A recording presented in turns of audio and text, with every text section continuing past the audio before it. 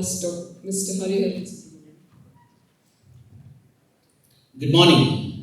Good morning. Okay. This mic, I really like this mic. Looks like a radio jockey, right? And you can tune into the station. Okay, sorry, before that, I want to give a few seconds for the photographer friend. You can take photographs. I'm not good at candid. It's all about when you start a session or when you get into a event, you will think, am I getting into a commerce class where there will be 150 students stuck in a small room? Or is it going to be a research class, 4 students, 1 teacher? Today it's a research class looking at the crowd. But at the same time, I'm talking to experts I know, so we have to be prepared, and it's more of knowledge sharing than prescribing, because all of us are in the same field, and all of you are veterans in the same field. When I started the session, before getting into the topic, I think I should have decided where to sit. Yeah, because I was sitting just right in front of the speaker, and the first person, the moment they served the tea, I took my biscuit, and the first person talked about what we eat and the dietary. Then I put the biscuit back. I was like, okay, fine, yeah, this is not the right thing. Then I waited for him to complete everything on diet, everything on healthy eating. Then I started my biscuit and tea. Then I adjusted my jacket, breathe in, settle down. Then the next speaker comes, talk about that, hey, we gained weight during COVID. I was like, okay. Again. And then he looked at my eye and then said that, or did I feel that way? Sometimes even when we go for walking in the morning, I go for walk, just believe me, and he was coming and talking. He doesn't have to talk anything, looking at his height and fitness. I was like, okay. And the person who was sitting next to me was, Arogya, healthy workplace, and he was talking about health. So it was a fantastic morning session, all about thoughts for me and a lot of action items for me to go back and then take it. Coming back to the subject, hybrid workplace, I'm sure all my co-panel speakers are going to talk about different aspects. But I feel that in a very complex environment that we are working today, culture plays a very important role, and I want to touch upon that. Because when we are talking about technology, when we are talking about the model, communication and all that, culture plays a very important role, especially coming from an organization where it's completely global, and my global leaders are sitting in Europe and we are at GCC sitting in India. The complexity of it and understanding things. Because after, actually COVID gave us a lot of opportunities. I won't look at it as a problem. But what has happened is during COVID, when you are working in a hybrid environment or remote working, people are okay even if there are some gaps in your delivery. People are okay if there are some stakeholder management gaps, customer satisfaction gaps. Yeah, it's okay, we can understand. They were empathizing, they were supporting, they were helping each other. Everybody became doctors, psychologists, and then, including the clients. And then they were like, yeah, we understand. But post-COVID, in fact, we thought that the industry is booming. The industry was not booming according to me. It was just that we were getting the work back, what was pending for the last 2 years. And that was actually leading to great resignations. And we were fighting with each other to hire people. Hey, you give 20, let me bid on you for 21, 22. It was like IPL bidding and then hiring all your full stack developers and data analysts and all that. But when we hired people, you can be anywhere in the world and then we hire you because we need you. Now, after that, we feel that the industry is going down now. The industry is not going down. According to me, the industry is coming back to normal, which means there are not enough work for the enough number of people that we hire. It was a short term, right? We need to just clear the backlog. We have cleared all that and then coming back. We were in a stage of agile. Everybody was like, okay, today, now, yesterday kind of a method in the last 2 years, and now we are coming to sustainability. Resilience was the biggest competency when we were talking about, hybrid working or remote working model. But now we are getting into a sustainable model where can I look at it long term? I can't look at it short term anymore, because yes, this is going to be the norm. Do we have a choice? No. Right? People come back to us saying that 3 days working from office? Are you really a great place to work? Okay. Are you a place to work? So these kind of questions coming up, so we need to come up with very innovative ways to handle those culture dimensions. The diversity is extremely high in the sense 3 generations working together. We have children who are, see, when you have at least 5 years back, 10 years back, I'm sure most of you will agree, we had a lot of first graduates joining us. So their approach towards the organization was very, very different. They looked at CEOs as God. Today they look at CEOs as their colleagues, right? When I call them for a town hall, they say that, yeah, but you should have told me before. Is it within my 8 hours working schedule? Will I get overpaid, overtime if I stretch for 1 hour? Trust me, these things are asked. And there are also culture dimensions where Indians were looked at in a very different fashion. 15 hours they can work, 12 hours they will work. This is how the people outside India were thinking. Today, to a new generation, you can't pay overtime and then buy their 1 hour. They think that, no, this is my gym time. This is my time to take my dogs out. Things are changing. Even in a hybrid environment, even I'm working from home, it doesn't mean that I will be available in front of laptop. Ma'am was talking about corporate functions are working around the clock. They don't want to. They don't want to. They value their time. How will I engage with a crowd of people who value their time, who value their work, and how will they work with them? There's a lot of aspects to this culture dimensions, especially when I'm working with people who are non-English speaking, right? Sometime back, in fact, actually, the NHRD person is here. We were talking about communication in our recent meeting with the Karnataka minister. Thanks to Zoin was organizing an NHRD to organize that. And then during those events, we were talking heavily on communication skill. And today, English is not a skill. It's just a language. Sometimes you don't have to talk in English when you are working with people who are coming from different language background. I have people who are working from Romania and Poland who speak worse English than Indians. And my colleagues are finding it very, very difficult. We use Google Translate because they also use Google Translate. They type everything in Polish and then translate to English and then send it to us. And then we need to translate that to English because their English translation, you know how Google translates. So it's not a typical language and people are finding it difficult. How are we going to help them? And when we are talking about leadership, is it an inclusive leadership? Are we really ready for it? I'll give you a classic example. Not recently, at least a year back, we need to talk to a set of clients because the client's complaint was that your employees are not focusing when they are working from home. There are a lot of noise in the background.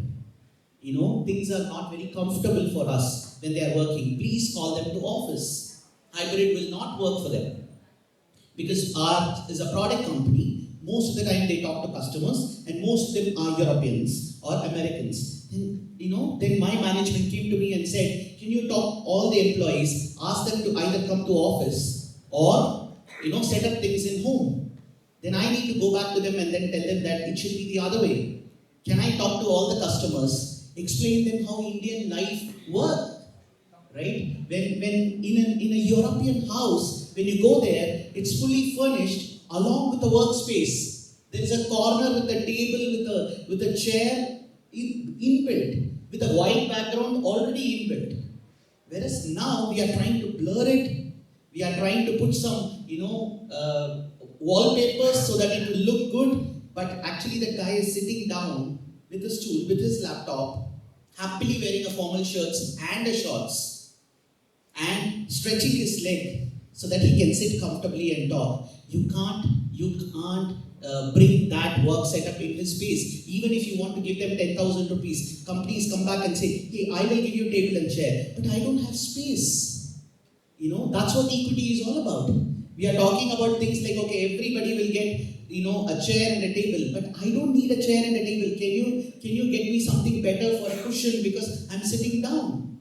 I'm living in a one bedroom apartment in Bangalore, and my child will be running. My mom will be calling me for coffee. Can the client start understanding? Yes, it can't be like completely chaotic, but at the same time, when a child is coming inside the call, why can't the client say hello? You are talking to humans.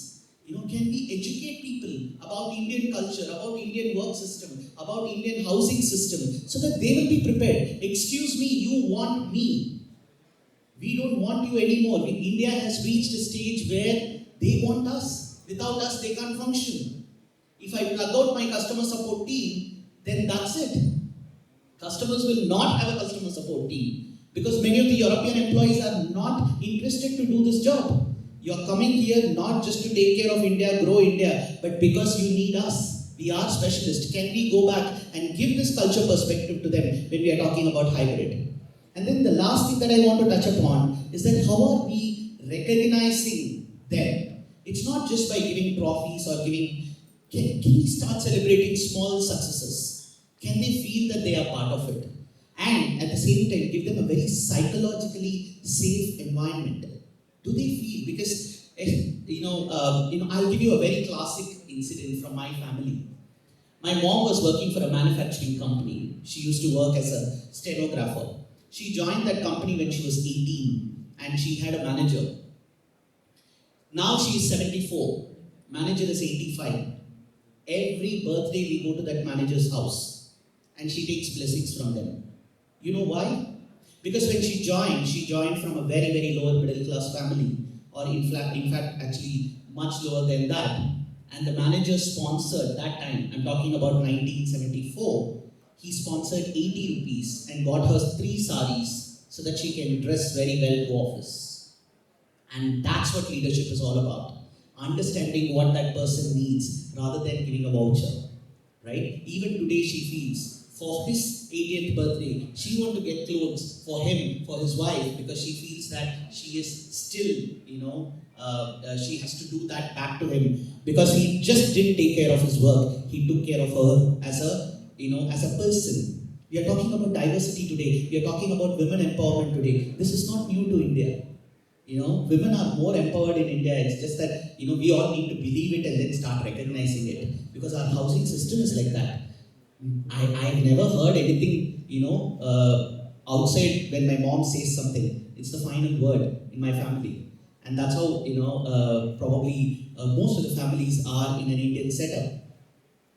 But that's how leaders are, and that's how leaders have to be. Are we inclusive? Are we understanding where they are coming from? Can we help them something more? Can we create an environment they feel comfortable to come and talk to you? We are talking about well-being. It's not about mental well-being. It's also about psychological well-being. Right? Can I feel that this is my space? I can talk to him even if I'm wrong. Because your connect with that person is only a Zoom style or a team style. Right? So, gone old days where somebody can come to a presentation and then have an eye contact with all the person and then have a hand movement. This is what we heard, right? This is what we learned also. I'm a state level orator in Tamil, and then during our school days we used to have workshop. Stand like this, your leg should be in this field, your hand should go like this, don't talk like this. Now I can't do anything. If I get up and then do, people will think that there is a drama. So there has to be a communication, there has to be a trust through voice, through my eyes. Are we leaders ready to even switch on the camera and acknowledge the person who's on the other side? Because he's coming to your office and meeting. We have seen a lot of leaders who switch on the camera and then they don't even recognize that particular thing. Giving a thumbs up, giving a heart in, acknowledging their work in small successes, creating a space that they feel recognized, they feel happy, they feel safe is more important. AI will take care of answering questions, but answering emotions, only humans have to take care, right? Recent one that we saw, very, very funny thing, there was I don't know how many of you have seen this meme, Amazon, somebody has bought a stool. So that Amazon has sent a recommendation saying that people who have bought this along with that. That's a rope and a fan.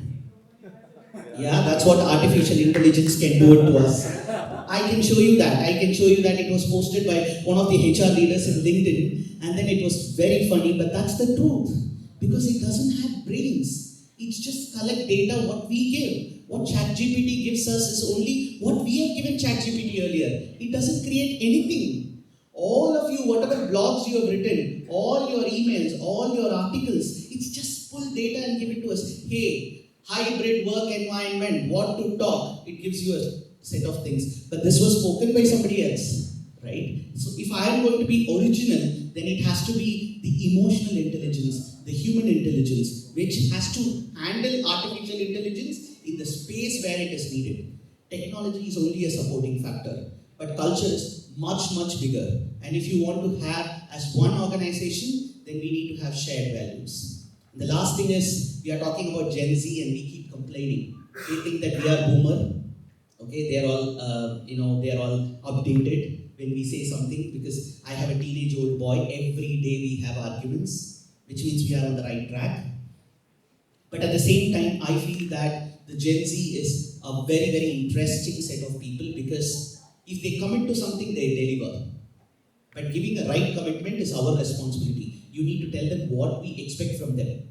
And you need to tell them what is expected out of them, in what period and what fashion and why. If you tell them and leave them in a hybrid work environment, I think they are a fantastic set of people, because they deliver to us. If we are not clear about that, and we are known for getting inside, seeing the mail and deciding what is our day going to be, I think that model will not work out for a very long time. So we need to be prepared to handle different cultures, generations, diversities, having even now third gender employees in the company. How are we going to educate them? And if they are, especially if they are going to be in a hybrid work environment, without meeting them, without having an eye contact with them, without having a coffee chai time with them, no gossip sessions, they are missing every fun. You need to sometimes empathize with them, right? Gossips are the best way to get feedback. The chai corners are the best way to connect. So they are missing all that. So you need to empathize with them, connect with them. We need to push ourselves a little more, so that we will be able to get the desired results. Thank you.